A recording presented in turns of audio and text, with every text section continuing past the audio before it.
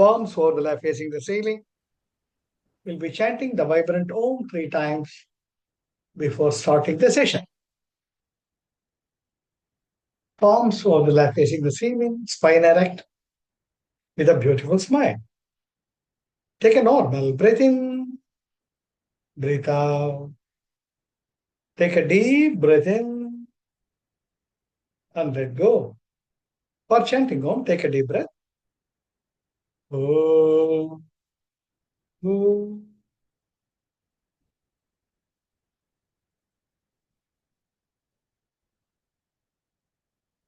Another deeper breath. Om.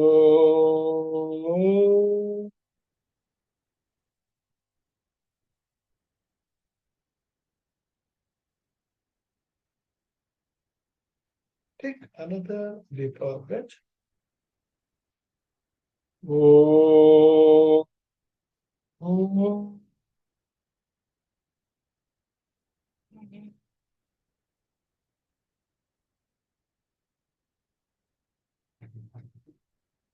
Slowly and gradually open your eyes. எல்லோருக்கும் வணக்கம். வாங்க அவை பிராட்டியுடன் தொடர்ந்து பயணிக்கலாம்.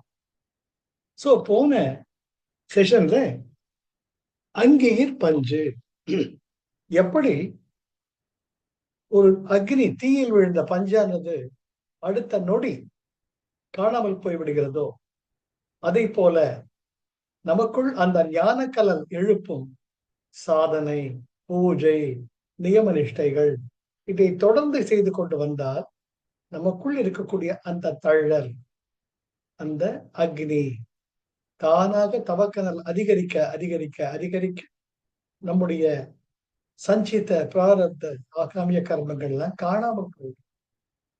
இது ஆண்டாள் பீரட்டியே சொல்லிருக்காங்க திருப்பாவை. அது பலமுறை சொல்லிட்டேன். ஓயப்படையும் பூதரவா நின்றனவும் தீகினில் தூசாகும் செப்பேல ஒரு எம்பாவா. அதனால தான் நம்முடைய தவக்கனலை அதிகப்படுத்திக்கிட்டே போகும். அந்த தவக்கனல் தானாக பிராண சக்தி அதுதான் பார்த்தோம். அந்த நிலை வந்தால், அந்த நிலையை நீ உனக்குள் வளர்த்து கொண்டால் இறைவனுடன் ஒன்றாகி விடுவாய். இன்னொரு வழிமுறை சொல்றது அமைக்கிறார். ஒவ்வொன்றும் பார்த்துக்கிட்டே வாங்க. ஒவ்வொன்றும் பார்த்துட்டேன். முதல்ல குரு வழி சொன்னாங்க. எப்படி குருவினுடைய துணை மிக மிக அவசியமானது. அவர் அடியொற்றி பின்பற்ற வேண்டும். இரண்டாவதுதான் அங்கீர் பஞ்சு. அப்படி உன் தவக்கனலை வளர்த்து கொண்டாயானால் குரு காட்டிய வழியில் உன்னுடைய அத்தனை கர்மங்களும் தானாக விலகிவிடும்.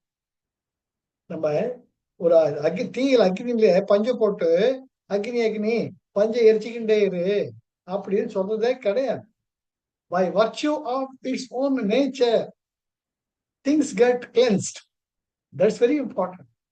So உங்களுக்குள்ள தவக்கனல் அதிகமாக இருச்ச அங்க வேற எதுக்குமே இடமே கிடையாது. அது எங்க போச்சு தேட வேண்டியிருக்கணும். அப்போ அந்த எண்ணமே வராது. ஏன்னா யூ கான் பியாண்ட் ஆஃப். எப்பவுமே நம்ம ஏரோப்ளேன்ல போறச்சே டேக் ஆஃப் ஆச்சுன்னா you will be observing first the ground. கொஞ்சம் கொஞ்சமா மேல போவீங்க. அப்புறம் you will cross through the clouds.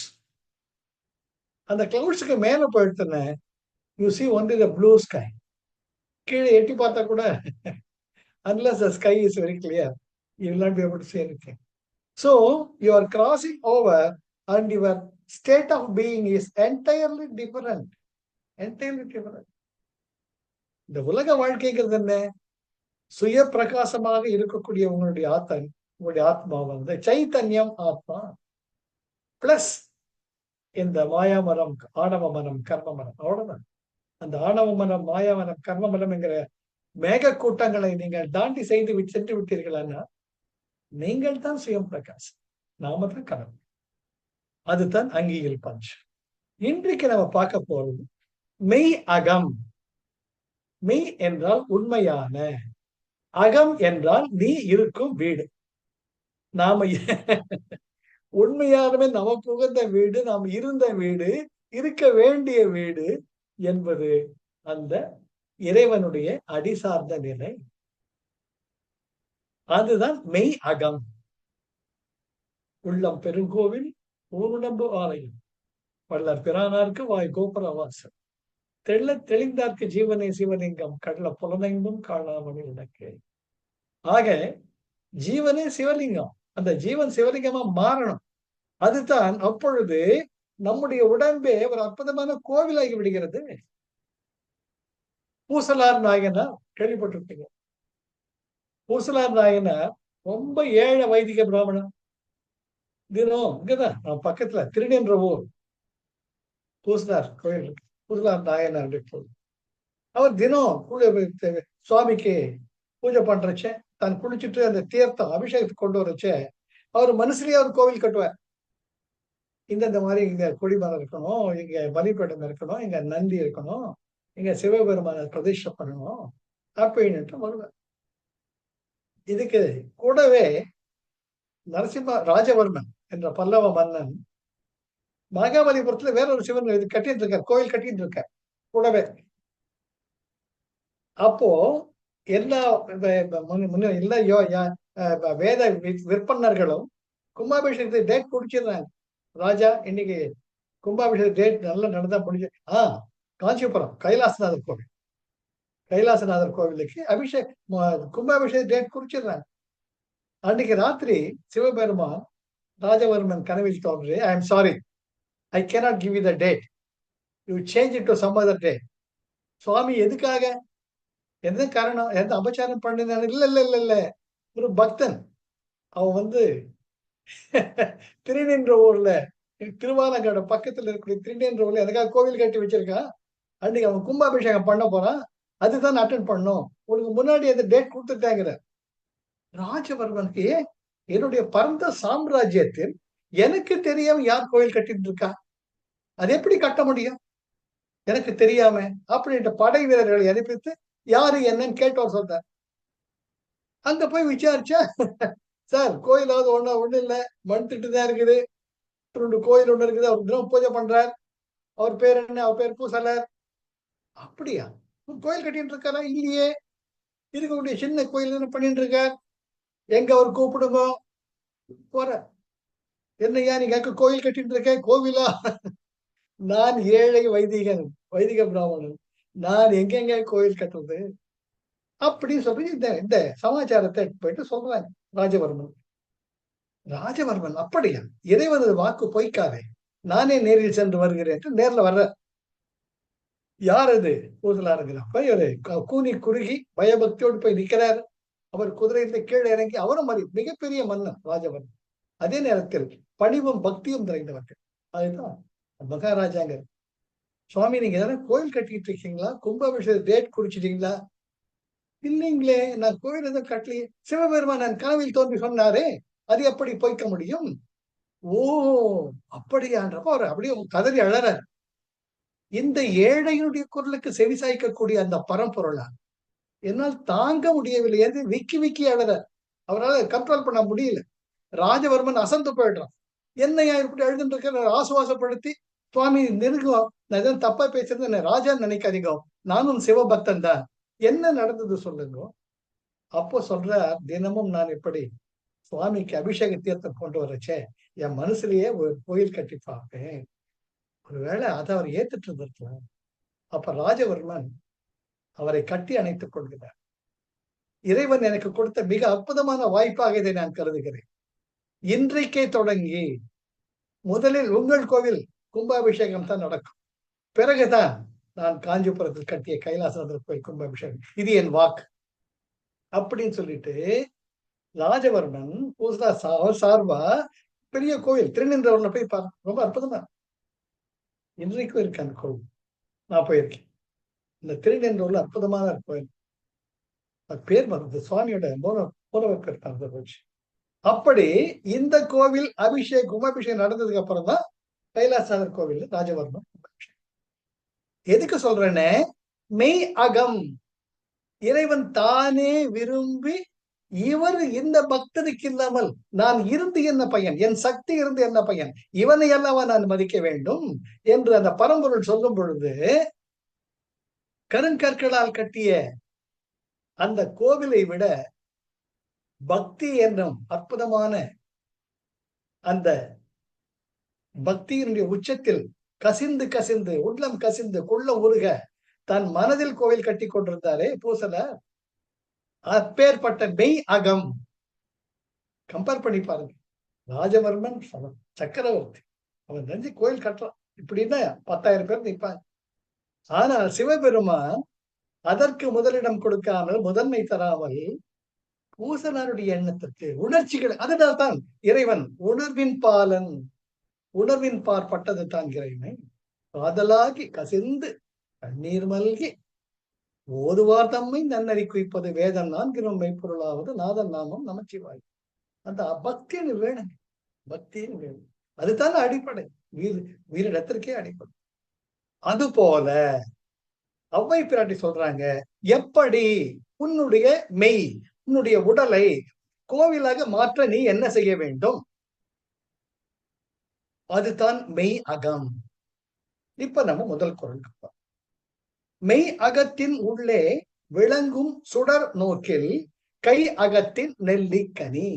கை அகத்தின் நெல்லிக்கனி, உள்ளங்கை நெல்லிக்கனி போலன்னு ஒரு சொற்றொடர் உண்டு. அதாவது ரொம்ப தெளிவா தெரியுது. உள்ள கையில நெல்லிக்காய் நல்லா தெரியும். அதுக்கு எந்த விதம் மரப்பு, அது போல தெளிவாக தெளிந்த ஒன்றுக்கு உள்ளங்கை நெல்லிக்கனி போல என்ற ஒரு சொற்றொடர்.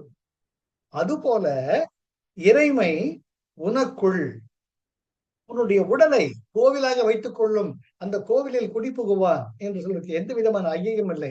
எப்பொழுது நீ உன்னுடைய யோக சாதனைகளினால் உன்னுடைய ஆக்ஞாவில் உன்னுடைய உருவை ஒரு சுடராக பார்க்க வேண்டும். இங்கதாங்க ரமண பகவானுக்கு இணையாக யாருமே கிடையாது. அவர் என்ன சொல்ற, வெளி விடயங்களை விட்டு மனம் தன் ஒளி உரு உணர்தலே ஊர்தலே உந்தி பெற உண்மை உணர்ச்சியும் உந்தி பெற. உண்மையாகவே உணர்வின் பார்ப்பட்டது இறைமை. அந்த இறைமையின் ஒரு பகுதியாக மனிதனும் அந்த உணர்வின் பார்ப்பட்டவன். நீங்க என்னதான் யோசிச்சு பாருங்க, நீங்க கற்ற படிப்போ இருக்கக்கூடிய செல்வங்களோ எதுவுமே உங்களை ஆட்டிப்பா. உணர்வு, உங்க வீட்டுல ஒருத்தருக்கு உடம்பு சரியில்லாட்டி கூட உங்களால சிரிக்க முடியாது. உங்க வீட்டுல எல்லாருமே சிரிக்கிறச்சு நம்மளால சிரிக்க முடியும். ஏன்னா நம்முடைய அடிப்படை நிலைமையே உணர்வின் பார்ப்பட்டது தான். அப்படிப்பட்ட உணர்வு எதன் மூலமாக செயல்படுகிறது? மனத்தின் மூலமாக செயல். அப்போ அந்த மனத்தை ஒருநிலைப்படுத்தி வழி உள் அகப்பிட வளைபொழிப்போர் உளம்பொடுங்கு முந்தி பெற ஒடுக்க உபாயம் முந்தி பெற. வழி உள் அடக்க வலைப்படுப்போல்னு ரமண பகவான் சொல்றாரு. அதனால பிராணாயாமம் பண்ணணும், பூஜை பணத்துக்காரம் பண்ணணும், இறைவா நீதான் எல்லாம் பண்ணணும். வாழ்க்கையில் அனுபவங்கள் வர்றச்ச சரணாகதி வரணும். அப்போ ரமண பகவான் சொல்ற, இதெல்லாம் வரும், இதெல்லாம் ஒரு பக்கம் விட்டுடும். வெளி விடயங்களை விட்டு, வெளியே நடக்கிற விஷயத்தெல்லாம் விட்டுடும். அதுக்கு முடிவே கிடையாது. ஊர் உலகத்துல இப்படிதான் நடந்துட்டு இருக்கும். கொள்ளடிக்கிறவன் கொள்ளடிச்சுட்டு இருப்பான், தர்மம் பண்றவன் தர்மம் பண்ணிட்டு இருப்பான், ஏமாத்துறவன் ஏமாத்திட்டு இருப்பான். திட்டம் போட்டு திருடுற கூட்டம் திருடி கொண்டே இருக்குது. அதை சட்டம் போட்டு தடுக்கிற கூட்டம் தடுத்து கொண்டே இருக்கிறது. திருடனாய் பார்த்து திருந்தாவிட்டால் திருட்டை ஒழிக்க முடியாது. அது போல இந்த உலகம் இப்படிதான் இருக்கும். அந்த காலத்துல ராமன் இருந்த காலத்துல ராவணன் இருந்தான், துரியோதனன் இருந்த காலத்துல யுதிஷ்டர் இருந்தார்.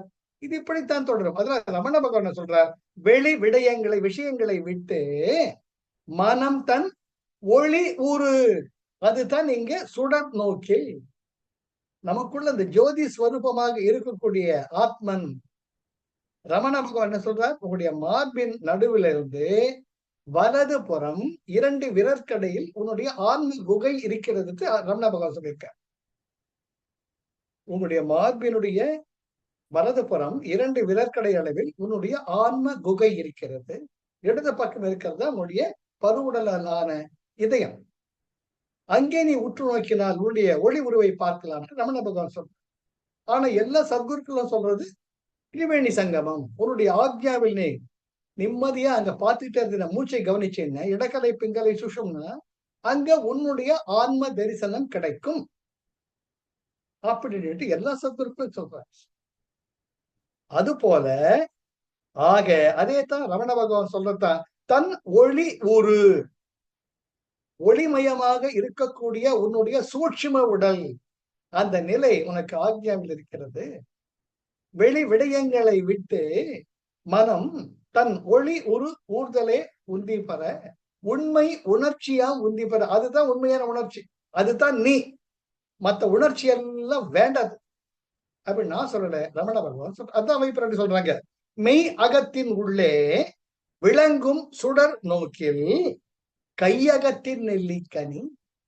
அந்த மாதிரி யோக சாதனை பண்ண நீ கூப்பிடவே வேண்டாம், சிவபெருமான் தானா வந்து அந்த இடத்துல கோவில உட்கார்ந்துப்ப. என்ன அழகா சொல்றாங்க சார். ஆக நம்ம செய்ய வேண்டியது என்ன? இங்கே தன் பால்ல நாம நம்முடைய யோக சாதனைகளை விடாமல் பின்பற்ற வேண்டும். ஒரு மணி அரை மணிலிருந்து 1 மணி நேரம் உங்களுக்காக ஒதுக்கிக்கோங்க. ராமாயணம் நடந்துகிட்டே இருக்கும், தினசரி நடந்து. பால்காரன் வர்றதுல இருந்து, நியூஸ் பேப்பர்காரன் வர்றதுல இருந்து, வாட்டர் கேன் போடுற வர்றதுல இருந்து தினசரி நடந்துட்டு தான் இருக்கும். அதை நீங்களும் ஹெல்ப் பண்ண, நானும் ஹெல்ப் பண்ண முடியாது. உங்களுக்காக, நம்முடைய ஆத்ம நிவேதனத்திற்காக, ஆத்ம சமர்ப்பணத்திற்காக, உங்களுக்காக ஒரு அரை மணி நேரம் ஒதுக்கிக்கணும். அரை மணி முதல் 1 மணி நேரம் வரை. அப்போ அந்த ஆன்ம முன்னேற்றத்தை நீங்க பார்த்துக்கிட்டே இருக்கலாம். தன் பால வரக்கூடிய அமைப்பு சொல்றது இல்ல, உங்க வாழ்க்கையில தத்ரூபமாக, உங்கள் அனுபவபூர்வமாக நடப்பதை நீங்கள் நிச்சயம் உணர முடியும். அதுதான் உண்மையான ஆன்ம பயணம். 1 மணி நேரம் நான் பேசுறதே, வேற யார் பேசுறதையே கேட்டுட்டு அப்புறம் பூஸ்டர் போய் படுத்துறது கிடையாது. உங்கள் அனுபவமாக மாற வேண்டும். Very important, very important. Nammalvar புளிய மரத்துக்குள்ள உட்கார்ந்துகிட்டு இருக்கிற மதுரை கவியாளர் இங்கோ இருக்கிற நார்த்தில் இருக்கிற ஒளி சுடரை பார்த்து திபி திபின்னு வர்றார். 75 வயசு பெரியவர். செத்தை தெந்து எங்கே கிடந்தால் செத்ததன் செத்தை தெந்து எங்கே கிடந்தால் செத்ததன் வயிற்று என்ன கிடைக்கும் கேட்பார். அத்தை தின்று அங்கே கிடக்கும் உணர்ந்து பதில் தடாத கால விழுவார். 75 பெரியவர், சின்ன பையன் கால. நம்மாழ்வார் அவர் தானே மிகப்பெரிய சாதனை புரிந்த ஆழ்வார்களில் முதன்மை ஆழ்வார், திருவாய்மொழி. ஆக அவங்க அனுபவத்துக்காக அவங்க ஒதுக்கிதான் ஆகணும். நீங்க முன்னேறணும்னா நீங்க தான் அந்த சாதனையை பண்ணணும். ஆக மெய் அகத்தின் உள்ளே, உன்னுடைய உடல் என்ற கோவிலின் உள்ளே விளங்கும் சுடர் நோக்கில் உன் புருவ மத்தியில் ஏற்படக்கூடிய உன்னுடைய ஒளி உருவை, உன்னுடைய சூட்சும உடலை, உன் ஒளி பொருந்திய உடலை காணக்கூடிய ஒரு ஆன்ம தரிசனம் கிடைத்தால் கை அகத்தின் நெல்லிக்கனி, அந்த இறைவன் தானாக வந்து உனக்குள் தானாக குடி புகுவான். இரண்டாவது, கரையற்ற செல்வம். அது எப்படி இருக்குமா? கரையற்ற செல்வத்தை காணும் காலத்தில் உரை அற்று இருப்பது உணர்வு. சரி, பார்த்துட்டேன், உள்ள சுவாமி இருக்காரு, எப்படி தெரிஞ்சுக்கிறது பாட்டி அப்படின்னு கேக்குறேன். அடே, இப்ப திடுதுப்புன்னு நாளைக்கு 1000 கோடி ரூபாய் உனக்கு பிரைஸ் விழுந்தது அப்படின்ட்டு ஒருத்தர் 1000 கோடி ரூபாய் கொடுத்தான்னு வச்சுக்கோங்க, எப்படி இருக்கும்? எனக்கா பிரமிப்பு வரும். கரை அற்ற செல்வத்தை காணும் காலத்தில் அப்பேற்பட்ட ஒரு அனுபவம் வரச்ச எப்படிடா இருப்பேன்? என்ன அர்த்தம் சார்? என்ன அற்புதமான உதாரணம் சார், எக்ஸாம்பிள் பாட்டு தர்றாங்க. பெரிய செல்வம், பெரிய புதையல் உன்கிட்ட வந்து என்ன எடுத்துக்கோ, நான் உனக்கு உரிமைன்னு கேட்கறச்ச எப்படி இருப்ப? உரை அற்று, பேச்சே வராது, பிரமிப்பாயிடும். ஆஸ்ட்ரிகன், ஆசன், ஒண்டர் ஸ்ட்ரக். அப்படி இருக்குமா? எப்போ? உன்னோட உடலில் உள் சுடர் நோக்கில். இப்ப புரியுதா? அவ்வளவு பெரிய லாட்டரி அடிச்சு அவ்வளவு பெரிய பணக்காரன் ஒரு நொடில் ஆயிட்டீன்னு எப்படி பிரமிச்சு போயிடுவ? அப்படிப்பட்ட பிரமிப்பு நிலையை நீ உணர்வாய் எப்போ? அந்த சிவபெருமான் உன் உள்ளம் என்னும் கோவிலில் வந்து குடி புகும். ஒரு எக்ஸாம்பிள். கரை அற்ற செல்வத்தை, அளவே அற்ற செல்வத்தை காணும் காலத்தில், அது உனதாக நீ உணரக்கூடிய காலத்தில் உரை அற்று இருப்பது உணர்வு. பேச்சு மூச்சை எல்லாம் போடுவியே, அப்ப எப்படி இருக்கும்? ஒரு ஆனந்த ஷாக், ஒரு ஆனந்த இன்ப அதிர்ச்சி, அது போல நீ உணர்வாய். எக்ஸாம்பிள். அடுத்தது, உண்டு பசி தேர்ந்தார் போல் உடம்பெல்லாம் கண்டுகொள் காதல் மிகும். இப்போ ஒருத்தர் அதுவும் அன்பா கூப்பிடுற சாப்பாட்டுக்கு, ஒருத்தர் விசிறி வீசுறாரு அவங்க வீட்டுல, உங்களை தலை வாழை இலை போட்டு விதவிதமா சாப்பிட்டு, ஐயா சாப்பிடுங்க, ஐயா சாப்பிடுங்க, இன்னும் கொஞ்சம் வச்சுக்கோங்க, எங்களுக்காக கொஞ்சம் வச்சுக்கோங்க, அன்புடன் பரிமாறிச்ச திருப்தியா சாப்பிடுறீங்க. சாப்பிட்டுட்டு அப்படியே வந்து சேர்லயோ சோஃபாலயோ உட்காருங்க. அப்போ உங்களுக்கு பீடா பிடிக்குமே, பீடா சாப்பிடுங்க. உங்களுக்கு ஐஸ்கிரீம் பிடிக்குமே, ஐஸ்கிரீம் சாப்பிடுங்க. அப்படின்னு கொடுத்தா எப்படி இருக்கும்? திருப்தியா இருக்கும். வயிறும் நிறைஞ்சு, மனசும் நிறைஞ்சு, திருப்தியா இருப்பீங்க. சார், அவ்வை பிராட்டி எவ்வளவு கீழே போறாங்க, எவ்வளவு மேல போறாங்க பாருங்க. இந்த மாதிரியா சார் பொறுமையா காலங்காலமா நூற்றாண்டுகளுக்கு முன்பு உதாரணத்தை சொல்லுவாங்க. அந்த மாதிரி திருப்தியா இருக்கக்கூடிய நிலையை நீ உணர்வாய். எப்பொழுது? சிவபெருமான் உனக்குள்ள இதெல்லாம் காட்டுறாங்க. இந்த மாதிரி உணரச்ச, இந்த மாதிரிலாம் உணரச்ச, அது உன்னுடைய அகம் மெய் அகமாக மாறிவிட்டது என்று உணர்ந்து கொள் மகனே. அதற்காக நீ தவம் செய்ய வேண்டும். நிறையற்ற செல்வத்தை திடீர்னு காண்றச்ச பேச்சு முச்சிட்டு இருப்பியே, அந்த அனுபவத்தை ஞாபகம் வச்சுக்கோ. அடுத்தது, ஒருத்தர் அன்போட உனக்கு உணவு பரிமாறிச்ச திருப்தியா சாப்பிட்டுட்டு ஆனந்தமா உட்காருவியே, அப்ப மனநிலை எப்படி இருக்கும்? அப்படி இருக்கும். அற்புதம். உண்டு பசி தீர்ந்தார்போ, அந்த நல்லா பசிக்கணும். அந்த பசித்த நேரத்துல அன்போட ஒருத்தர் பரிமாறும் சார். அதெல்லாம் மிகப்பெரிய பாக்கியம் சார். மிகப்பெரிய அதெல்லாம் நான் எத்தனை ஜென்மம் செஞ்ச புண்ணியமோ. திருப்தி. ஜெயஸ்ரீ வகை வகை ஒவ்வொரு பொழுதுக்கு செஞ்சு கொடுத்துட்டு இருக்காங்க. ஹாப்பியா சாப்பிட்டு இருக்கேன். நிஜமாலுமே ஒவ்வொரு வேலையும் சாப்பிடுறச்சும் அந்த பகவானுக்கு நன்றி சொல்லாத நாளைக்கு கிடையாது. அப்பேற்பட்ட புண்ணியம் சார். அந்த மாதிரி யார் பார்த்துவாங்க சொல்லுங்க. ஆக பாக்கி புண்ணியம் பண்ண நல்ல சாப்பாடு கிடையாது, புண்ணியம் பண்ணிருக்கலாம் சார். அதுதான் அவை பிராட்டி சொல்றாங்க. எப்படி? உண்டு பசி தீர்ந்தார். சும்மா சாப்பாடு வேலைக்கு மணி அடிச்ச பிறகு சாப்பாடு போடுறது, அது சாப்பாடு சாப்பிடுறது கிடையாது. பசிக்கணும். அப்போ அன்போட ஒருத்தர் சாப்பிடுங்கன்னு சொல்லி பசி தீர்க்கணும். அப்பொழுது பசி தீர்ந்தார் போல் உடம்பு கண்டுகொள். அப்படியே காதல் மிகும். காதல் என்றால் இன்பம். அப்படி ஒரு திருப்தியா இருக்கும். யோசிச்சு பாருங்க ஒரு நிமிஷம். நல்ல திருப்தியா சாப்பிட்டுட்டு வெஜிடபிள் பிரியாணியோட கூட கோபி 65 கூட கொடுக்குறாங்க. அப்புறம் ஹாப்பியஸா கூட பீடா தர்றாங்க, ஐஸ்கிரீம் தர்றாங்க. ஆஹா, பிரமாதங்க, எக்ஸலண்ட்ன்றீங்களே. அது போல நீ எக்ஸலண்ட் ஐயா, பாக்கியம் எவ்வளவு புண்ணியம் பண்ணிருக்க பெருமாள்ட்டு உருண்டு பிறண்டு சிவபெருமான் மேல் காதல் மிகும். அவர் மேல் இன்னும் அன்பு அதிகமாகும். என்ன அப்ப அற்புதமான குரல். உண்டு பசி தீர்ந்தார் போ உடம்பெல்லாம் கண்டு. உடம்பு ஒவ்வொரு அணுவும் அப்படி பூரிக்குதான். சாப்பாடு என்ன பாயாசங்க. இந்த மாதிரி பாயாசம் சாப்பிட்டதே இல்லை. உண்மாதமா இருக்கு. அப்படி மனதார உளமாற உயிரார உடலார இருக்கக்கூடிய இன்ப நிலை, முழுமை நிலை, திருப்தியான நிலை, அந்த நிலை நீ உணர்வாய். அப்புறம் இதுக்கு அப்புறமா நெக்ஸ்ட் ஸ்டெப்புக்கு போறாங்க. இப்ப எப்படி நீ தவம் பண்ணணும், தவம் பண்ணின அளவற்ற செல்வம் கிடைக்கிறப்ப எப்படி இருக்குமோ அந்த நிலை, திருப்தியா நீ சாப்பிட்டு உனக்கு என்ன நிலையோ அந்த நிலையில உன் மெய்யானது கோவிலாக மாறிவிட்டது என்று தெரிந்து கொள்வாய். அதுக்கு அடுத்தது நீ யோகங்களை சரிவர பண்ணிட்டு செஞ்சுட்டு என்ன வரும்? உரை செய்யும் ஓசை உரை செய்பவர்க்கு நரை திரை இல்லை நமன். இப்ப கூட கேட்டுட்டு இருந்தேன். The Bijaksharas, the mantra, the chanting of mantra, everything is vibration. Everything is vibration. Frequency, vibration, energy. The whole creation is nothing but pranava. Patanjali great Maharishi அவர் சொல்ற கடவுள் எங்கேயுமே சொன்னது கிடையாது. சிவபெருமான், விஷ்ணுவோ, பிரம்மாவோ, மகன் எங்கேயுமே கிடையாது. அவர் என்ன சொல்ற? Pranava. Pranava is the creator. That is a one sutra he says. Pranava நிலையில் இருக்கக்கூடிய அந்த சக்தி, அதுதான் இங்கேயா அவை சொல்றேன். உரை செய்யும் ஓசை ஓம் ஓம் ஓம். இப்பதான் படிச்சுட்டு இருந்தேன் அந்த சாண்டிங் ஆஃப் மந்த்ராஸ். அதுல ஒரு மிலிட்டரியில ஒரு மேஜர், அவங்க ஒய்ஃப், அவருக்கு பலவிதமான இன்னல்கள் சிக்கல்ல மாட்டிக்கிறார். ஒரே டிப்ரெஷன். அவர் இருக்கிறது பிரான்டியர், இமாலயஸ்ல இருக்காங்க.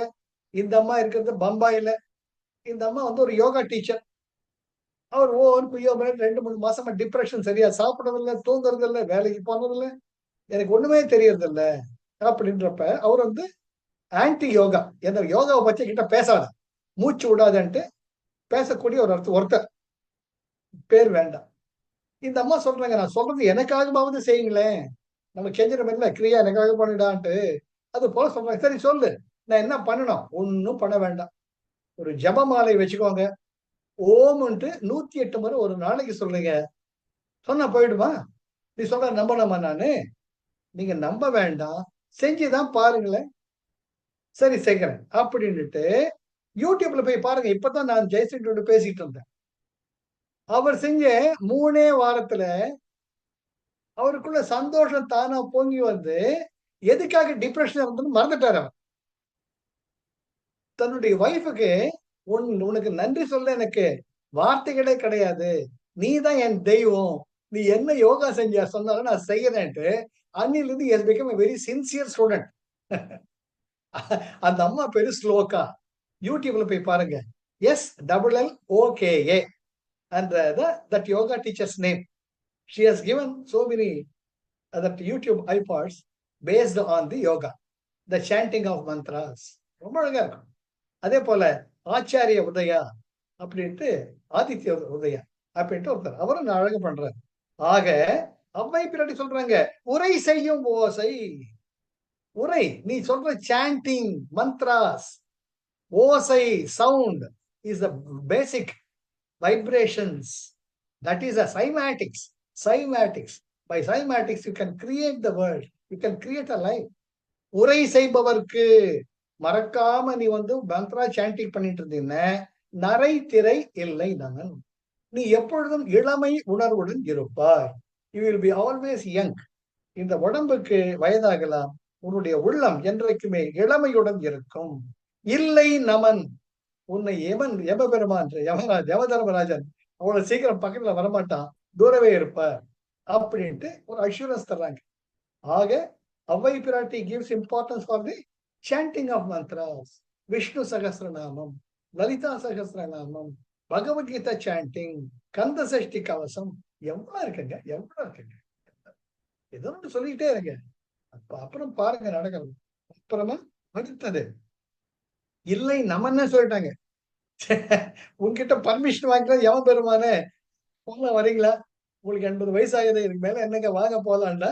ஓகே ஐம் கம், நீங்க வருவீங்க போல அவ்வை பிராட்டி சொல்றாங்க. அடுத்தது தோன்றாத தூய ஒளி தோன்றிய கார், உன்னை தோன்றாமல் காப்பது அறிவு. தோன்றாத தூய ஒளி அவ்வளவு லேசுல யாருக்குமே அந்த ஞானம்ங்கிறது கிடைக்காது. ஃபர்ஸ்ட் வந்து பக்தி, சரணாகதி, உன்னுடைய கடமைகளையும் பண்ணணும், அதே நேரத்துல பணிவோட ஐ மீ மை மைண்ட் அகம்பாவம் இல்லாம அந்த யோகா சாதனைகளை பண்ணணும். அப்போ சாதாரணமாக அனைவருக்கும் தோன்றாத தூய ஒளி தோன்றிய கால், உனக்குள் அந்த ஆன்ம தரிசனம் கிடைக்கும் பொழுது உன்னை தோன்றாமல் காப்பது அறிவு. உன்னை தோன்றாமல் காப்பது அறிவு ரொம்ப முக்கியங்க. அது ரொம்ப முக்கியம். அதாவது உங்களுக்கு ஞானம் வந்துடுத்துன உங்களை போய் தம்பட்டம் அடிச்சுக்காம வச்சுக்கோ. அது நான் நல்லா பார்த்திருக்கேன். என்ன சொல்ற? பசித்திரு, தனித்திரு, விழித்திரு. பசித்திரு, ஞானத்திற்காக பசித்திரு. தனித்து இரு, தனிமைதான் உங்களுக்கு கொடுக்கும் மிகப்பெரிய சுதந்திரம். மிகப்பெரிய சுதந்திரம். பிக்கல் படுங்கள் இல்லாம திருப்தியா இறைவனுடைய அனுப்புறது. அடுத்தது விழித்திரு, be always aware of what is happening. இங்க என்ன சொல்றாங்க? தோன்றாமல் காப்பது அறிவு. அந்த இறைமை உன்னை தனித்து வைத்த உன்னை தவத்தில் ஈடுபட செய்யும். அது நிறைய குடம் தழும்பாதுன்னு ஒரு அழகான பழமொழி இருக்கு. சும்மா படிச்சுட்டு கபகபா கபகபன்னு பேசி பிரயோஜனமே கிடையாது. அது வந்து உங்க ஆன்ம அனுபவமா மாறும். அதுக்கு அந்த சிவபெருமான் ஹெல்ப் பண்ணுவார். எப்போ நீ வந்து அற்புதமா அந்த தோன்றாமல் தோன்றிய ஒளி உனக்குள் வரணும். அதுக்கு என்ன பண்ணணும்? எல்லாமே பண்ணும், சாதனைகள் பண்ணும். தோன்றாத தூய ஒளி தோன்றிய கால், உன்னை தோன்றாமல் காப்பது அறிவு. அந்த ஞான அறிவு என்பது, அந்த ஞானமானது உன்னை பத்திரமாக பாதுகாக்கும். மச்சான் பேச தோணாது. சைலண்டா யாருன்னு கேட்கிறாங்களா பதில் சொல்லுவீங்க. இப்படி இப்படிங்க என்ன சொல்லுங்க, இப்படி பண்ணுங்க நல்லா வரும் சொல்லுங்க, உங்க வாக்கு பலிக்கும். நம்மளா இழுத்து போட்டுக்கிட்டு எனக்கும் பேச தெரியாட்டு அதுல ஏன் கேக்குறேன், மணிக்கணக்கா பேசிட்டு இருப்பாங்க, பார்த்தவனே எதுக்கடா பேசுறாங்கன்னு கேட்காங்க. அந்த மாதிரி இல்லாம ரத்தின சுருக்கமாக ரத்தினம் சுருக்குமாறு, முத்து உதிர்வது போல உங்கள் உரை இருக்குமாறு அந்த சிவபெருமான் பார்த்துக் கொள்வார். உங்கள் பிராண சக்தி வீணாக. Very important, very important. தோன்றாத தூய ஒளி தோன்றிய கால் உன்னை தோன்றாமல் காப்பது அறிவு. உன்னை சிவபெருமான் காப்பாற்றுவார். மற்றவங்க கிட்ட வீணான பேச்சுக்கள் வாக்குவாதத்தில் ஈடுபட்டு உன் சக்தி வீணாகாமல் உனக்குள் அந்த இருக்கக்கூடிய அந்த சிவபெருமான் தனிச்சு வைப்ப. இதெல்லாம் பிராக்டிகலா பார்க்கணும். அடுத்தது, வாக்கும் மனமும் இறந்த பொருள் காணில் ஆக்கைக்கு அழிவு இல்லையா? வாக்கும் மனமும் இறந்த. வாக்கு சும்மா பேசி பேசி பேசி நேரத்தை கழிக்காம, மனம் அலை பாயக்கூடிய மனம் ஒன்றை விட்டு ஒன்று ஒன்றை விட்டு ஒன்று இல்லையா? எல்லாம் யோசிக்கும் வேளையில் பசி தீர உண்பதும் உறங்குவதுமாக முடியும். நான் என குழறியே ஒன்றை விட்டு ஒன்று பற்றி பாச கடற்குழே வீழாமல் மனதற்ற பரிசுத்த நிலையை அருள்வாய். பார்க்கும் இடமெங்கும் ஒரு நீக்கமர நிறைகின்ற பரிபூரணானந்தமே தாயுமானவர் வாக்கு. இன்றைக்கே வருமோ அல்லது நாளைக்கே வருமோ அல்லது மற்றென்று வருமோ அறியேன் என் கோவே. துன்றுமல வெம்மாயை வெளிக்குள் வெளிக்கடந்து சும்மா இருக்கும் சுகம். அந்த மௌனத்தை இறைவன் உனக்குள்ள ஏற்படுத்துவார். எப்ப நீ முயற்சி செஞ்சு யோக சாதனைகளில் ஈடுபடும் பொழுது. வாக்கும் மனமும் இறந்த பொருள் காணில். இது ஒரு சுய எக்ஸ்பெரிமெண்ட், செல்ஃப் அசஸ்மெண்ட். தன் பாலுங்கிறதே செல்ஃப் அசஸ்மெண்ட் தான். காலையில் கூட பிரபாத்திட்ட பேசிட்டு இருந்தேன். தன் பாலுங்கிறது it's nothing but the comparison between the Thiruvarutpa and வீட்டு தரிப்பா. எங்க இருக்கும் நம்மள சுய பரிசோதனை பண்ணிக்கணும். வாக்கும் மனமும் நம்ம எப்படி வச்சான்னு பேசுறோமா? கொஞ்சம் அவசியத்தை மட்டும் பேசுறோம். ஃபர்ஸ்ட் நீங்க செல்ஃப் டெஸ்ட் பண்ணிக்கோங்க. ரெண்டாவது, மனம் இல்லாததெல்லாம் போட்டு குழப்பிட்டு இருக்கீங்களா? இல்ல காட்டி என்ன நிம்மதியாச்சு. உங்களுக்கு நீங்கள் தான் சாட்சி, உங்களுக்கு நீங்கள் தான் மௌனகு, அதுதான் தன்பா. வாக்கும் மனமும் இறந்த பொருள் காணில் வித மினிமம். ஏனென்றால் உயிர் என்று இருக்கும் வரை செயல் என்று இல்லாமல் போகாது. செயல்படத்தான் வேண்டும். உடலில் உயிர் இருக்கும் வரை உடல் செயல்படும். அந்த செயல் என்பது ஞானத்தை சார்ந்ததாக இருக்க வேண்டும், அன்பை சார்ந்ததாக இருக்க வேண்டும், ஞான ஒளியை சார்ந்ததாக இருக்க வேண்டும். அதுக்கு நீங்க தான் you have to assess yourself and give the marks. You have to assess. வாக்கும் மனமும் இறந்த பொருள் காணில் ஆக்கைக்கு அழிவில்லையா? ஆக்கை என்றால் இந்த உடம்பு. இந்த உடம்பு அவ்வளவு சீக்கிரமாக மண்ணிற்கு போகாது. பல பேர் வாழ்வில் சுடர் ஒளி ஏற்று நல்வழி காட்டி அந்த இறைமையை புகழை பரப்பக்கூடிய ஒரு அற்புதமான கருவியாக நீ விளங்குவாய். நான் சொல்றேன், அவை பிராட்டி சொல்றேன், ஆக்கைக்கு அழிவில்லையா? உனக்குள்ள பிராணசக்தி பொங்கி அப்படியே இருக்கிறச்ச, ஒரு அம்மாக்கு ஒரு தாய்ப்பால் போல உன்கிட்ட இருக்கிறதெல்லாம் கொடுக்கணும், எடுக்கிறதெல்லாம் கொடுக்கணும் தோணிண்டே இருக்கு. அப்ப எல்லா குழந்தைகளும் உண்மையான ஒரு ஆர்வத்தோட கேட்கறச்ச, இப்படி பண்ணுங்க, இப்படி பண்ணுங்க, இப்படி பண்ணுங்கன்ட்டு ரத்தின சுருக்கமாக அதை ஏற்று வழிநடப்பது அவரவர்கள் கர்மா. உணர்ந்து மகிழ்தல் அவரவர் பாடு. அதுதான் இங்க சொல்றாங்க.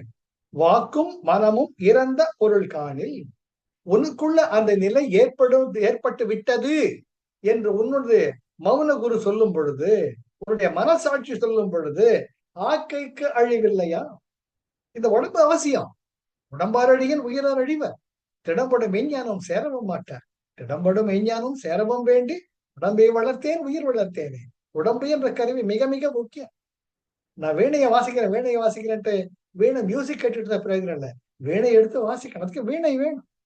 அது போல வாக்கும் மனமும் இறந்த பொருள் காணில் ஆக்கைக்கு அழிவில்லையா? அந்த நிலை நமக்குள் இருக்கிறதா என்பதை நான் பார்த்தேன். அதுக்கு அடுத்தது, கண்ணகத்தே நின்று களி தருமே காணும் கால் உன்னகத்தே நின்ற ஒளி. கண்ணகத்தே நின்று களி தருமே. அப்ப அப்படியே நீங்க நினைச்சு பாக்குறச்ச, வார்த்தைகளால் விளக்க முடியாத ஒரு அமைதி, ஆனந்தம், நிம்மதி உங்களுக்குள்ள அப்படியே அலங்க வயசா. ரொம்ப அழகா. இப்ப கடற்கரையில் இருக்கச்சே அந்த அலைகள் மெல்ல உங்கள் காலை தழுவும் பொழுது என்ன சுகமா இருக்கு, ஆனந்தமா இருக்கு. அப்படி சின்ன இந்த தென்றல் காசு வீசும் பொழுது, அது போல பூரண நிலவு இருக்கச்சே எவ்வளவு சுகமா இருக்கு. அது போல உன் அகத்தே நின்ற ஒளி, உனக்குள்ள அந்த ஞானம் தோன்றும் பொழுது, ஞான கனல் தோன்றும் பொழுது, உனக்கு ஆன்ம தரிசனம் கிடைக்கும் பொழுது, கண் அகத்தே, உனக்குள் இருக்கக்கூடிய அந்த ஞான ஒளியானது காணும் கால், அதை நீ தரிசனம் பெற்றாயேயானால் உன் அகத்தே நின்ற ஒளி, சிவபெருமானின் சச்சிதானந்த நிலை, அதுதான் அதுதான் அதுதான் வார்த்தைகளை கடந்த நிலை. கண்ணகத்தே நின்று களி தருமே, களி என்றால் சந்தோஷம், ஆனந்தம் தருமே காணும் கால், அதை நீ உணரும் பொழுது உன் அகத்தே நின்ற ஒளி. ஓ, நம்ம மெய்யக்கத்துல சிவபெருமன் இருக்கிற, அதனால தான் இவ்வளவு சந்தோஷமா இருக்கேன். ஏன் சந்தோஷமா இருக்கேன்னு தெரியாம சந்தோஷமா இருக்கும். நீங்க பாருங்க, இந்த யூடியூப்ல சின்ன குழந்தைங்கள ரைம் சொல்லும், கெக்க பெக்க கெக்க பெக்கன்னு பேசும், கெக்க கெக்கன்னு சிரிக்கும். அது சிரிக்கிறச்சு நம்மளால சிரிப்பை கட்டுப்படுத்தவே முடியாது. அது கூட சேர்ந்து நம்மளும் சிரிச்சுட்டு இருப்போம். நம்ம சிரிக்கணும்னு எவ்வளவுதாங்க ஸ்ட்ராங்கா இருந்தா கூட முடியாது. அது சின்ன குண்டு குண்டு கண்ணத்தை வச்சுக்கிட்டு ஏதோ ஒண்ணு கேட்க பேக்கன்னு பேசிட்டு நேத்து கூட ஜெயசி வந்து காட்டிக்கிட்டு இருந்தாங்க, ஷார்ட் காட்டிட்டு இருந்தாங்க. அவங்க அம்மா then then table is there, then chair is there, then இது சிரிச்சுக்கிட்டே சொல்லுது. அப்படி கட்டுப்படுத்த முடியல, உருண்டு பிறந்து சிரிக்குது. கடைசியில தென்ங்கிறப்ப this is napkin, then this napkin இந்த குழந்தை. அப்போ உடல் சிரிக்காம இருக்கவே முடியாது. அந்த குழந்தைக்குள்ள இருக்கிற எது ஒண்ணு உங்களை மெய்மறந்து சிரிக்க வைக்குது? உள் நின்ற ஒளி, அந்த நிர்மலமான கள்ளம் கபடமற்ற இறை ஒளியின் பகுதியாக இருக்கக்கூடிய அந்த கள்ளம் கபடமற்ற குழந்தை நிலை. அதனால்தான் குழந்தையும் தெய்வமும் கொண்டாடும் இடத்துல என்ன அழகா சொல்லியிருக்காங்க. அதுதான் கண்ணகத்தே நின்று களி தருமே காணும் கால், உன் அகத்தே நின்ற ஒளி, உன் அகத்தில் ஞானம் ஒளிர்ந்த காலை உனக்குள் களி தருமே. வார்த்தைகளால் விளக்க முடியாத ஒரு சந்தோஷம் உங்களுக்குள் நிகழும். இதெல்லாம் நமக்கு நடக்குதான்னு அப்பப்போ பார்த்துக்கிட்டே இருக்கும். ஒரு குழந்தை அழகா தத்தக்கா பத்தக்கா நடந்து வர பார்த்துட்டு அதை அனுபவிக்காம போனோம்னு ஒரு சின்ன குருவி அவங்க அம்மா கிட்ட போய் ஒட்டிக்கும். மழை பெயர்ச்சி அந்த குருவி விறகை விரிச்சு குட்டிகள் எல்லாம் உள்ள வச்சுக்கும். தாய்மை தாய்மை எங்கும் எங்கேயும் காணும் சக்தி அடான்ற போல இறைமை தன்னை பல வகைகளில் வெளிப்படுத்திக் கொள்கிறது. அதெல்லாம் நம்ம பார்க்காம இருக்க முடியாது. பார்க்காம போனிட்டேன் உனக்கு.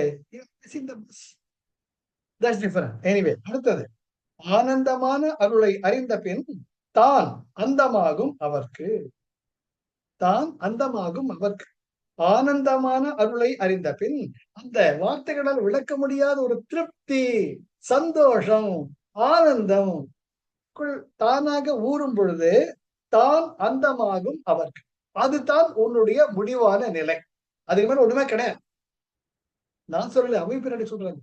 உனக்குள்ள எப்பொழுது வார்த்தைகளால் விளக்க முடியாத ஆனந்தம், அன்பு, கருணை, தாய்மை நிறைந்து, இறைவா எங்கெங்கு காணும் நீதான் இருக்கிறாய் கண்ணா, ஒவ்வொரு பொருளிலும் நீதான் இருக்கிறாய் கண்ணா அப்படின்ட்டு நீங்க ரசித்து ருசிக்கிறச்ச தான் அந்தமாகும் அவர்க்கு, அதுதான் உன்னுடைய முடிவான நிலை.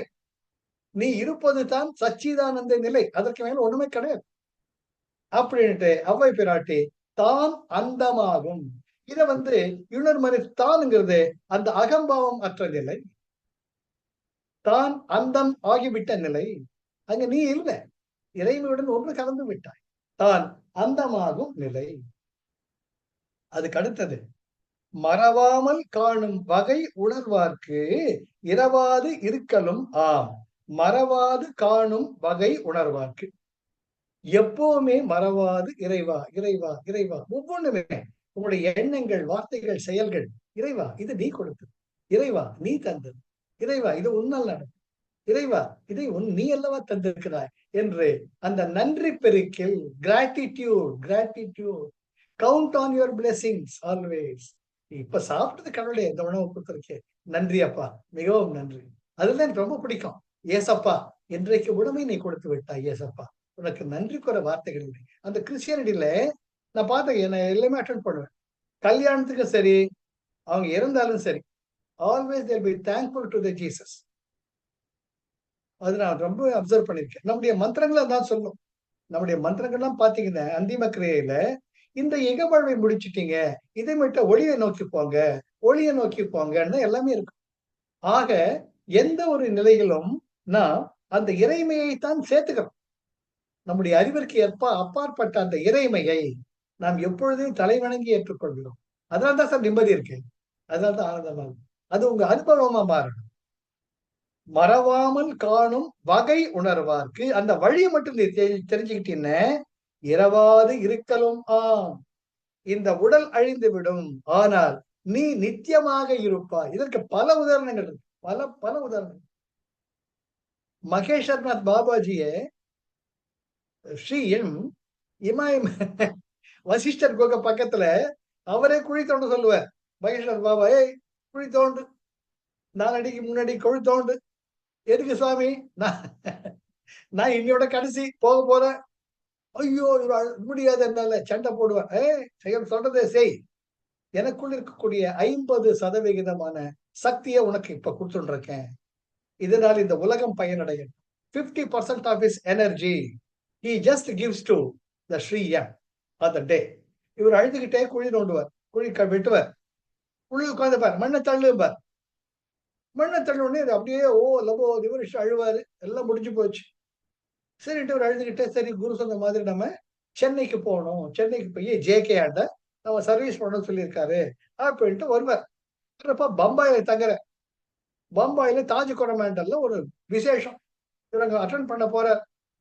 பார்த்து கார்ல இருந்து மகேஷ்வரத் பாபாஜி கோட்டு சூட்டுமா இறங்குவார். இவருக்கு நம்பவே முடியலையே, நம்ம குருவாச்சே, நம்பானதுனடா கையால தண்ணி மண்ணை அள்ளி போட்டு அவரு சமாதி கட்ட வச்சோம். எங்கடா இவர் இருக்கிறன்னு இவரை பார்த்துட்டு கண்ணடிச்சுட்டு போவார். அப்புறம் வரான்ட்டு ஒரு யங் உமன், ஒரு யங் லேடி, அதாவது கையை வேற பிடிச்சிட்டு போவார். அது மாதிரி என்னையா மனுஷன், அழகான பொண்ணை வேற கூட்டிட்டு போயிட்டு இருக்காரு. ஒரு பெரிய கேள்விக்குறி. மாஸ்டர் ஆச்சே, சின்ன பொண்ணை கை கூப்பிட்டு கையில கை கோத்துட்டுல போறார். என்ன ஆச்சு இவருக்கு? இவர் தான் அவரா இல்லை டியூப்ளிகேட்டா? இத்தனை கேள்விகளும் ஸ்ரீயமுக்கு பறக்கும் மனசுல. கொஞ்ச நேரம் கழிச்சு வருவார். நான் தாண்டா, நான் தாண்டா. அவனுக்கு ஞாபகம் இல்ல? ஐயோ உங்களுக்கு ஞாபகம், காலை விழுந்து வணங்கிடுவார். எங்க நீங்க? புரியவே இல்லையே. எல்லாம் அப்படிதான், நீயும் அப்படிதான் இருப்ப, வா. அவங்க அப்பா, அந்த பொண்ணோட அப்பா வந்து என்னோட சிஷ்யன். தன் பொண்ணு நல்ல வழி நடத்த சொன்னா. அதனாலதான் இன்னைக்கு அந்த ஃபங்க்ஷனுக்கு அவ ரிக்வஸ்ட் பண்ணான்னு வந்தேன். முடிஞ்சதுன்னா போய்கிட்டே இருப்பேன் அப்படின்னு சொல்லுவார். ஆக அது மட்டும் இல்ல, காஞ்சி மகா பெரியாவாவை சங்கர மடத்துல பார்த்தவங்க எத்தனையோ பேர் இருக்காங்க அவர் சமாதிக்கு. அது போலவே ஆண்டவர் பிச்சி, நான் சொல்லியிருக்கேன் ஏற்கனவே, உள்ளம் உருகதையா முருகா உன்னடி காண்கையிலே என்ற பாட்டை பாடியவர் ஆண்டவர் பிச்சி. அவர் ஆண்டவர் பிச்சை என்றடி. அப்படியா திலகவதியாக இருந்த அந்த அம்மையார் மயிலாப்பூர் இருந்தோம். அவங்க ரமண பகவான் கிட்ட உபதேசம் வாங்கணுமேன்னு கேட்கிறார். அப்ப ரமண பகவான் உபதேசம் பண்றதில்ல, வெறுமனே சிரிச்சுக்கிட்டு மட்டும் இருப்பார். அந்த ஒரு ஏக்கம் இருக்கும். ரமண பகவான் சமாதி அடைந்த பிறகு 1950க்கு பிறகு அடுத்த வருஷம் புனர்வசுக்கு போவாங்க. புனர்வசு நட்சத்திர அன்னைக்கு அவருடைய சமாதி பூஜைக்கு போவாங்க. போறச்ச இவங்க அடுக்கடையில ஏதோ பண்ணிட்டு இருப்பாங்க. அப்புறம் இவர் யாரோ தொடர மாதிரி ஃபீல் பண்ணுவாங்க. அந்த அம்மா திரும்பி பார்ப்பாங்க. நான் தான் பகவான் வந்திருக்கேன், நீ என்கிட்ட உபதேசம் கேட்டேன், இன்னைக்கு உபதேசம் பண்றேன்ட்டு காயத்ரி உபதேசத்தை அந்த அம்மா காதுல சொல்லுவார் ரமண பகவான். அவர் இறந்த பிறகு, அவர் பருவுடல் மறைந்த பிறகு 1 வருடம் கழித்து இது நடந்தது. இதை திலகவதி ஆண்டவர் பிச்சை அம்மாவே ரெக்கார்ட் பண்ணி. அதான் நம்ம நினைச்சுட்டு இருக்கோம். அதுதான் இங்க சொல்றது. மறவாமல் காணும் வகை உணர்வார்க்கு இரவாது இருக்கலும் மகாவதார் பாபாஜி எத்தனை இடங்கள்ல தோன்றி இருக்கிறார், எத்தனை இடங்கள்ல தோன்றி. இதெல்லாம் இந்தியாவில் தான் நடக்கும். இது வேற. ராமகிருஷ்ண பரமஹம்சர் த விஷன் அப்படின்ற புக் இருக்கு, படிங்க. ராமகிருஷ்ண அணுக்க தொண்டர் அவர் எழுதின புக். அவர் ராமகிருஷ்ண பரமஹம்சர் சொன்ன மாதிரி ஒரு கோயிலை கட்டி கும்பாபிஷேகம் பண்றதுக்கு அடுத்த நாள் இருக்கும். சார் மெய்சில் இருக்கா சார், படிச்சிருக்கேன் சார். அடுத்த நாள் கும்பாபிஷேகம் நடக்கணும். இவர் எல்லாருக்கிட்டையும் போய் பிச்சைக்கார மாதிரி டொனேஷன் எல்லாம் வாங்கி கேட்காத பேச்செல்லாம் காதுல கேட்டு இன்னைக்கு இருக்கு. ராமகிருஷ்ணமா வேலூர் மடத்து பக்கத்துல 3 அடுக்கு நிலையில் ஒரு கோவில் இருக்கு. இன்னைக்கு நீங்க போனீங்கன்னா அங்க வாரணத்தில் இருக்கு, வேலூர் பக்கத்தில் இருக்கு. அங்க கோவில்லாம் கட்டி முடிச்சிடுவார். எல்லா டிக்னிட்டரிஸும் கூப்பிடுவார். அடுத்த நாள் காலையில கும்பாபிஷேகம். அன்னைக்கு முன்ன நாள் அவர் இறந்து போயிடுவார். அது ஒரு கேள்விக்குறியோட நிற்கும் அந்த கேள்வி. இன்னைக்கு கூட எனக்கு புரியாது, என்னடா இந்த வருஷம் ராமகிருஷ்ண பரமஹம்சர் கைட் பண்ணி கோவில் அவர் சார்பா கட்டி கடைசியில் அவர் கும்பாபிஷேகம் எல்லாம் போயிட்டாரு. ஏன் தெரியாது, தெரியாது சார். மணிக்கணக்கா பேசலாம் சார், பத்தி இல்ல. அதே போல சத்ய சாய் பாபா அவருடைய க்ளோசஸ்ட் ஃப்ரெண்டு, அவர் தான் சிருங்கேரி மட்டில் இருப்பார், ஆதீனமா இருப்பார்.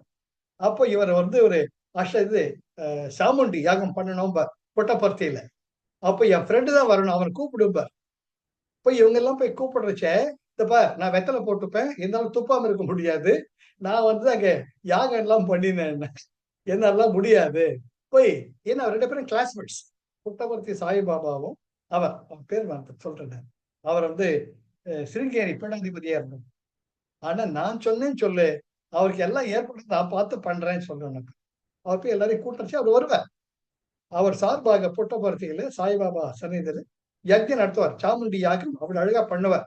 பண்ணி எல்லாம் முடிச்சுட்டு கடைசியில களைப்பாடுறச்ச, எப்படி இருக்கா, நான் எப்படி குச்சலம் விசாரிக்கிறச்சே, அவர் சொல்லுவார், நீதான் பெரிய அஸ்ட்ராலஜர் ஆச்சே, நான் எத்தனை வருஷம் இன்னும் இருப்பேன் சொல்லு பார்ப்போம் அப்படிம்பார் சத்ய சாய்பாபா. அவர் சொல்லுவார், நீ கேட்டுக்கிட்டு வந்தது 96 வயசு, இப்போ உனக்கு 83 வயசு ஆகுது. இந்த 13 வயசு காலத்துல நீ என்னைக்கு போகணும்னு நினைக்கிறியோ அன்னைக்கு நீ போவே அப்படின்னு சொல்லுவார். சத்ய சாய்பாபா சிரிச்சுட்டே சொல்லுவார், எவ்வளவோ பண்ண இந்த உலகத்துக்கு, ஆனா இந்த உலகத்தை மாத்துற மாதிரி தெரியல, இருந்தது போதும் தோன்றது, நான் கிளம்பலான் இருக்கேன், நீ என்ன சொல்ற, கிளம்பு அப்படிம்ப. அன்று சொல்ல முடித்த 2வது வருடம் அவர் போயிட்டார். இந்த அவருக்கு குறிப்பிட்ட காலம் 13 வருடங்கள் இருந்தது பருவுடல் இருப்பதற்கு. Paramahamsa Yogananda, I have requested my mother to extend my lifetime so that I can complete the mission. இதெல்லாம் இங்க நடந்திருக்கு சார், படிங்க, எல்லாம் படிச்சாதான் தெரியும் எப்பேற்பட்ட ஒரு பாரத புண்ணிய பூமி எல்லாம் இருக்கும். அதுதான் மறவாமல் காணும் வகை உணர்வார்க்கு இரவாது இருக்கலும். இரவாத பெருந்தகையாளர்கள் எத்தனையோ பேர் இருக்காங்க, எத்தனையோ பேர். கடைசியா விண்ணிறைந்து நின்ற பொருளே உடம்பு, அதன் உள் நிறைந்து நின்ற ஒளி. விண் நிறைந்து நின்ற பொருளே, அங்கிங்கெனாதபடி எங்கும் பிரகாசமாய் ஆனந்த பூர்த்தியாகி இருக்கக்கூடிய அந்த பரம்பொருள், அதுதான் உடம்பு, அதன் உள் நிறைந்து நின்ற ஒளி. அண்டத்தில் உள்ளது பிண்டத்தில், பிண்டத்தில் உள்ளது அண்டம், எங்கும் நிறைந்திருக்கக்கூடிய அந்த பரபிரம்மம் தான். நீ இப்படியெல்லாம் செய்தால் உன் உடலை கோயிலாக கொண்டு அங்கேயும் குடிக்கொண்டிருப்பார், அதை நீ ஆனந்தமாக உணரணும்.